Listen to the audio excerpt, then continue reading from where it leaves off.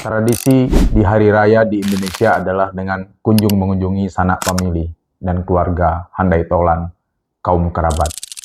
Dan dalam tradisi saling mengunjungi itu, biasanya tiap-tiap keluarga membawa anak, membawa serta anak-anak mereka, dan disitulah silaturahmi terjadi.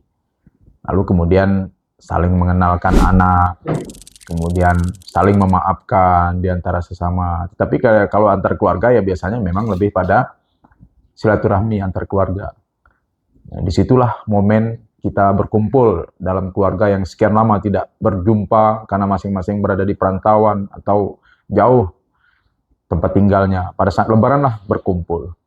Ada satu tradisi di Indonesia yang hari ini marak, yaitu adalah pemberian uang dalam amplop kepada anak-anak kecil. Nah, pemberian uang ini sebenarnya mengadopsi budaya Tionghoa, yaitu pemberian angpau. Lalu kemudian anak-anak juga sering menyebut istilah itu dengan THR. Padahal sebenarnya itu bukan THR. THR itu adalah tunjangan hari raya yang diberikan oleh majikan kepada pekerjanya. Nah, sementara hubungan antara anak-anak dengan orang-orang dewasa yang memberikan amplop itu kan bukan hubungan pekerjaan. Jadi semata-mata pemberian yang bersifat hadiah, pemberian sebagai tanda kasih sayang dari yang tua kepada yang muda, dan juga bagian dari cara bersyukur karena sudah mendapatkan penghasilan. Jadi menunjukkan eksistensi juga ya bahwa kita sudah punya penghasilan. Dan jumlah THR lah kita sebut ya, THR dalam amplop kepada anak-anak kecil itu jumlahnya kan variasi. Ada yang besar, ada yang kecil, tergantung penghasilan orang yang memberi. Dan itu biasanya yang memberi adalah kaum kerabat yang dekat, sanak famili. Ada sebagian orang berpandangan bahwa itu tidak baik. Mengapa itu tidak baik? Karena melatih anak-anak untuk menjadi peminta-minta. Ya, bahkan kadang-kadang ada orang tua-tua tertentu itu mengajak anak dengan iming-iming, anaknya dapat THR di sana, itu om itu Pak D itu ngasih besar loh. Nah, kalau begitu ya mungkin itu tidak baik ya. Itu menanamkan budaya meminta-minta. Nah, harusnya anak-anak ditanamkan bahwa ya kita datang bukan untuk mengharapkan THR. Kita datang itu silaturahmi, berkunjung, berkenalan dengan sanak famili yang mungkin sudah jauh, jarang berjumpa. Tetapi kalau diberikan oleh orang yang tuan rumah, atau ada tamu yang datang, orang tua-tua yang datang memberi, itu diucapkan terima kasih. Nah, mengapa itu penting? Ya penting itu kan pemberian itu sifatnya hadiah. Dan hadiah itu sifatnya sebagai tanda mata, sebagai bentuk kasih sayang. Ya, kalau di dalam pepatah Melayu itu namanya selemak manis setawar sedingin. Nah, itu. Jadi pelunak mata, pelunak hati. Gitu. Jadi ya nggak masalah, bagus itu ditradisikan, saya kira. Dan itu juga bukan hanya ada di dalam budaya Indonesia. Bahkan tadi saya bilang budaya Indonesia ini sebetulnya mengadopsi budaya Tionghoa, dan di dalam budaya Jepang itu ada tradisi saling memberi pada saat hari-hari besar, hari raya, termasuk pada saat perkawinan ya. Orang tua-tua itu gotong royong memberikan cenderamata, memberikan bantuan, dan itu legal.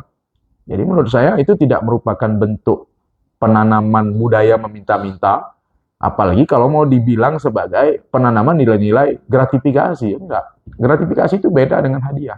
Hadiah itu baik, hadiah itu mulia, hadiah itu dianjurkan, apalagi kepada orang anak-anak, atau dari anak-anak kepada orang tua. Itu bentuk bakti anak kepada orang tua.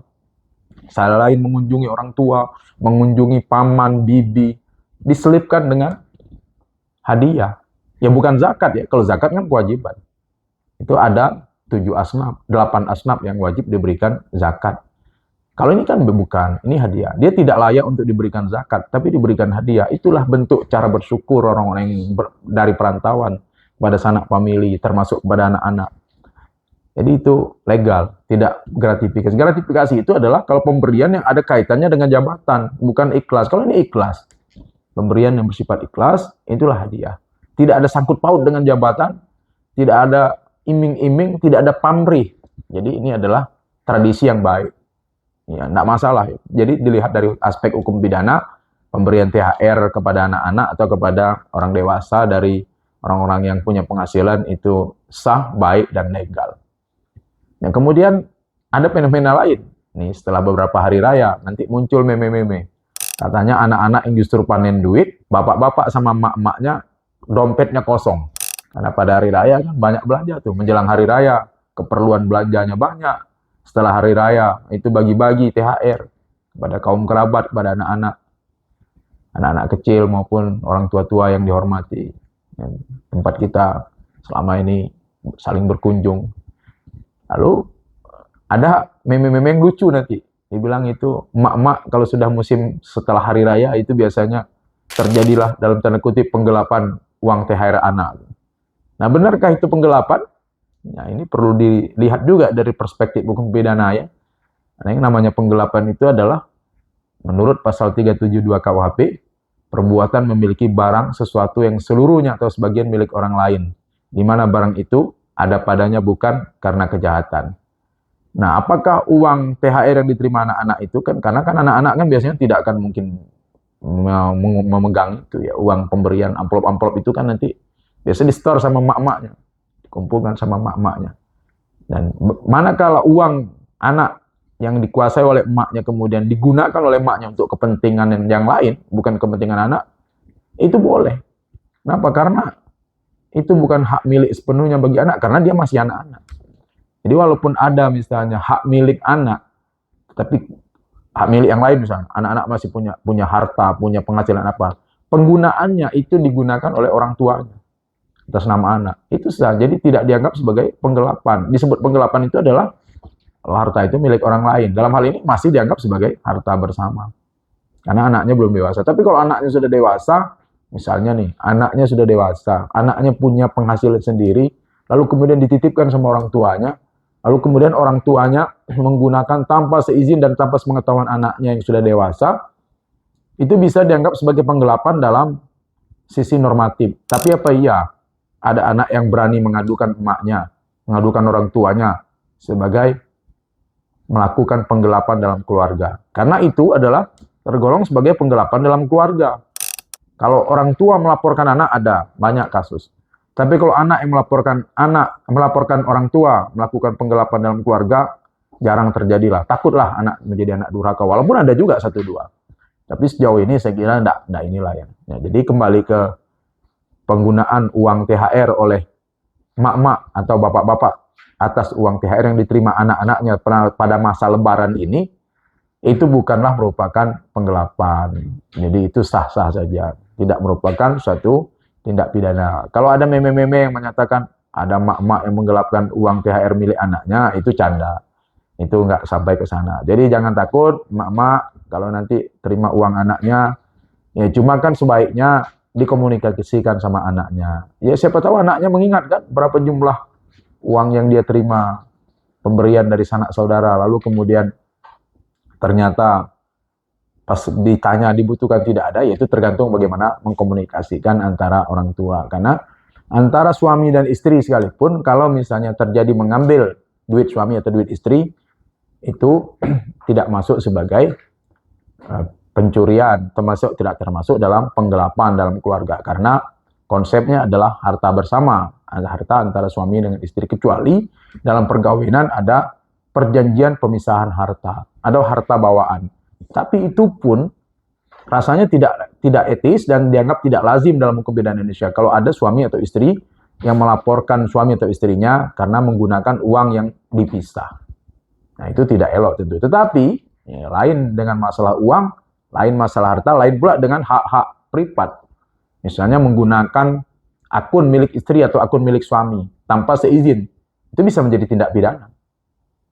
Nah, mengapa itu menjadi tindak pidana? Walaupun itu suami atau istrinya masing-masing, karena itu butuh izin. Persoalannya sebenarnya sederhana untuk menjadi bukan tindak pidana. Kalau istri mau menggunakan mengakses akun milik istrinya, dia harus izin. Izin aja. Ya sepanjang baik-baik saja pasti mengizinkan. Tapi kalau sampai tidak mengizinkan, artinya hubungan suami istri itu sedang tidak baik-baik saja. Nah, maka inti dari hubungan hukum antara seorang suami dengan seorang istri itu memang unik. Dia berbeda dengan hubungan hukum antara orang perorangan yang tidak terikat hubungan suami dan istri. Bahkan dalam keadaan tertentu, pengaduan suami atau istri dalam kasus kekerasan dalam rumah tangga itu ada jurisprudensinya, bisa dicabut melewati masa pencabutan pengaduan yang hanya 3 bulan.